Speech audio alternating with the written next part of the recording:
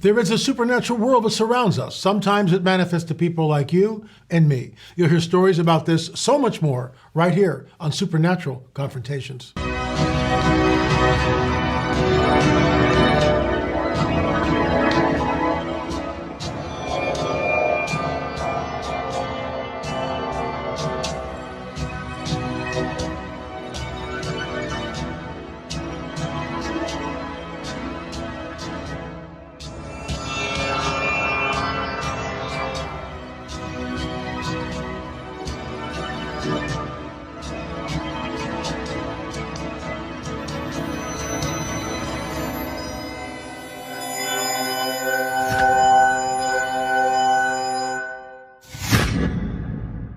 We're going to talk about Malaysian flight airlines, flight 370, but we're going to take a completely different twist on this than most people, and I think you'll find it incredibly interesting. But first, a word from our trusted sponsor. Gold has been on an unstoppable run. It has gone up more than 81% in the last 5 years and almost 20% in the last 12 months. Folks, it's happening. Central banks are ditching the dollar and U.S. Treasuries are buying more gold. The good news? It is predicted to go up more. UBS even said it might go up to $5,000 an ounce. Noble Gold Investments' phone has been ringing off the hook. Everyone wants to protect their retirement with gold, and folks, you can do the same. Noble Gold Investments can help you secure some gold to protect your future. From day one, you work with the same dedicated all-American experts. Whether you're a beginner or an experienced investor, Noble Gold Investments will make sure you get all the help you need. And this month, Noble Gold Investments will give you a free quarter-ounce gold standard coin if you open a qualified account.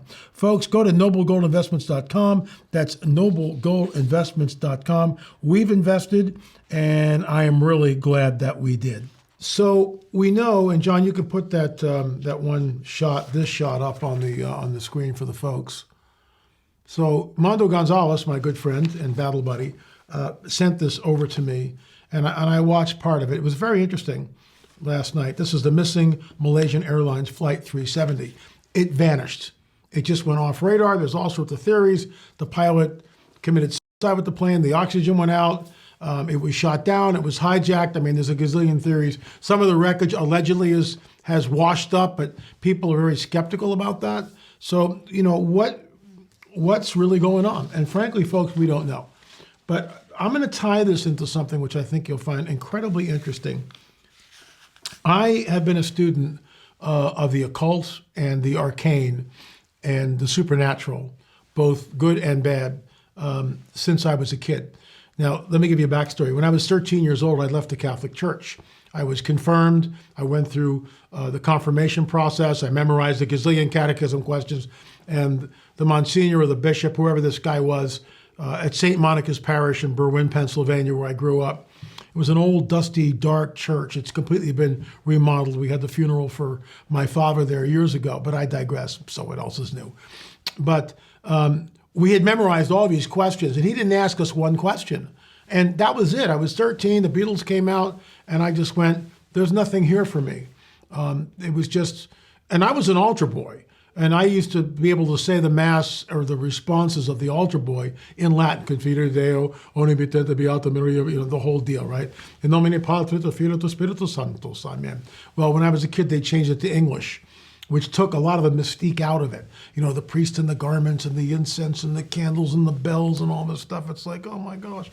And I get that. And that's, you know, people can believe what they want to believe in. I think that has nothing biblical about it at all in any sense of the word. It's a construct of men to create this mystique.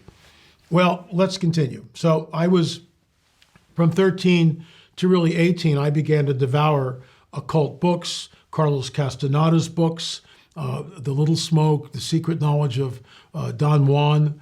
I mean, all these things.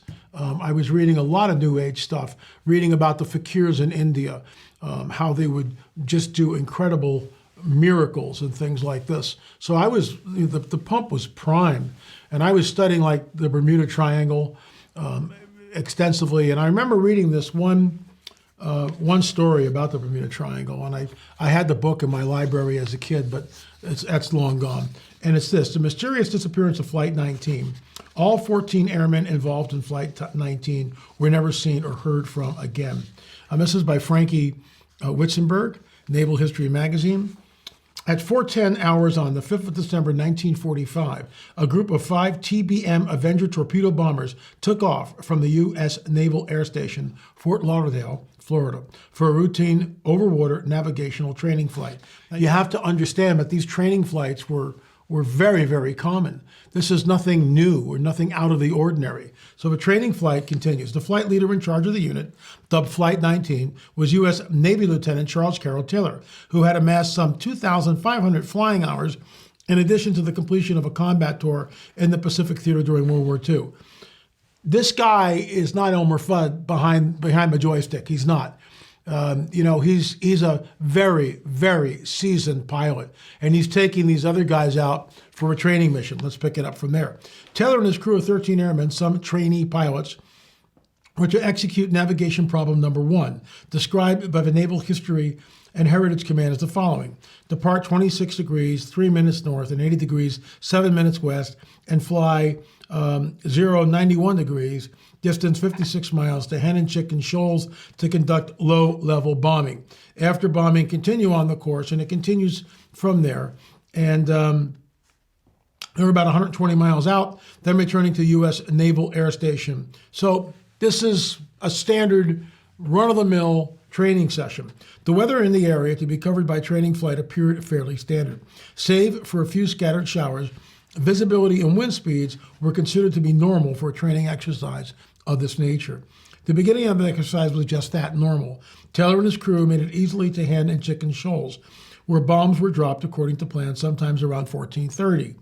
At 1500 hours, a recording shows that one of the student pilots in the flight requested and was permitted to drop his plane's last bomb. Flight 19 turned and began to make its way toward the second leg of its exercise, and things took a turn for the strange.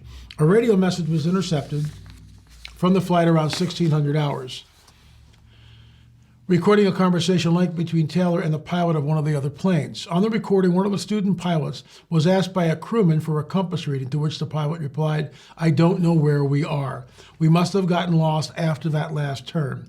On the same recording, Lieutenant Taylor can be heard saying, "Both my compasses are out, and I'm trying to find Fort Lauderdale, Florida. I am over land, but it's broken. I am sure I'm in the Keys, but I don't know how far down, and I don't know how to get to Fort Lauderdale." Soon after, one of the planes in the flight called in to the NAS Fort Lauderdale to report that they were lost. Operators at the NAS tried many suggestions, from switching radio frequencies to the search and rescue frequency, to employing Taylor to turn on his YG transmitter so that his location could be triangulated. For whatever reason, these attempts were ignored by Taylor and the other pilots of Flight 19. In one of the recordings, a member of the flight can be heard exclaiming, "Doggone it, if we would just fly west, we would get home. Head west." Taylor ordered the flight east. By this time, weather conditions in the area had deteriorated, and the sun had set. A handful of land-based radio stations were able to triangulate Flight 19's position as being somewhere north of the Bahamas and significantly off the coast of Florida. Despite this knowledge, the flight's location was not adequately reported to Naval Air Traffic Control personnel at Fort Lauderdale. At 18:20, the last messages from Flight 19 was received. Get this: Taylor was heard saying, all planes close up tight. We'll have to ditch unless landfall. When the first plane drops below 10 gallons, we all go down together." And this is the plane that went and searched for them. The picture I just showed you is a Navy PBM-5 Mariner, U.S. Naval Institute Photo Archive. Thanks for that. All 14 airmen involved in Flight 19 were never seen or heard from again. But these 14 men wouldn't be the only men to vanish into thin air on December 1945. Knowing that the plane's fuel would have run out at 2,000 hours, a search and rescue effort was launched to locate the flight and its crew. At around 1800 hours that evening, just before the last message was received, surface vessels, both military and merchant, were notified of a disappearance, and 2 consolidated PBM Mariner flying boats were diverted from their original training flights to participate in square pattern searches in an attempt to locate any trace of Flight 19. One of these planes, the PBM-5 Bureau number 59225, took off from the Banana River in Brevard County. I hope I'm getting some of these names right. Please forgive me. At 1927 hours, carrying a crew of 13 rescue personnel. The plane called in a routine message a few minutes later, but disappeared off the radar entirely within around 20 minutes after takeoff. That night, a merchant ship off the coast of Fort Lauderdale reported seeing a burst of flame shortly before passing through an oil slick in the same vicinity as the missing PBM had dropped off the radar. At daybreak the following day, the Navy launched an even larger rescue effort, now having to search for a total of 6 downed aircraft. You got the five planes from Flight 19 and now the Mariner. The efforts lasted around 5 days, during which 300,000 square miles were combed for any signs of the planes or the men working aboard them. Theories surrounding these disappearances are varied, ranging from alien abductions to secret government experiments to the fan favorite Bermuda Triangle. The official account of the events of the 5th of December 1945 suggests Lieutenant Taylor mistook his location, believed he was flying over the Florida Keys and the Gulf of Mexico. Armed with broken compasses, he was unable to determine his true location. Eventually, Taylor and his airmen ran out of fuel, forcing him to down the planes and succumb to the elements. The disappearance of PBM-5 is most often attributed to an explosion, as this particular model of plane was prone to such accidents. That's not good. Whatever the case may be, not a single trace of them has been found. So the reason why I read that to you, this has happened before. Now, I'm not saying, and I want to make this really clear, I'm not saying that Malaysian flight, that plane that disappeared, and there's a correlation between what happened then and December 5th, 1945 with Flight 19. But I am saying that what if? Because Flight 19 just vanishes in much the same way as the Malaysian flight. There's a scene in Steven Spielberg's film, Close Encounters of the Fourth Kind. And in that scene, the mothership has landed, all right? And the government's there and everybody's there and they're communicating. Out of the ship, before the little grays come out of the ship come the lost airmen from Flight 19. Here's the deal. It makes me wonder, why did they put that in there? Is it predictive programming? And I realize for some of you, this is conspiracy theory. I'm just questioning. I'm not saying that that's what happened, but it is a possibility. We know that people are abducted. Absolutely. Stolen Seed, Evil Harvest, our book that we published by Karen Wilkinson, flying off the shelves. It's now in its second printing. People are taken. Hybrids are being created. This is not the stuff of conspiracy theory. On Bret Baier, a few years ago, this is one of the rungs on Disclosure Ladder, Baier stated on the record that some women taken aboard UFOs find themselves pregnant. This is Fox News. Fact checkers. So go fact check Bret Baier. We're not making this stuff up. Here's what I think is happening. Why would Spielberg have the flight crew from Flight 19 come out of the UFO? Why? What does he know that we don't?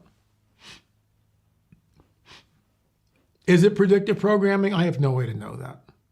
I do find it interesting that no trace, as of 2020, according to the research I did for this little segment on supernatural confrontations, no trace of the planes have ever been found.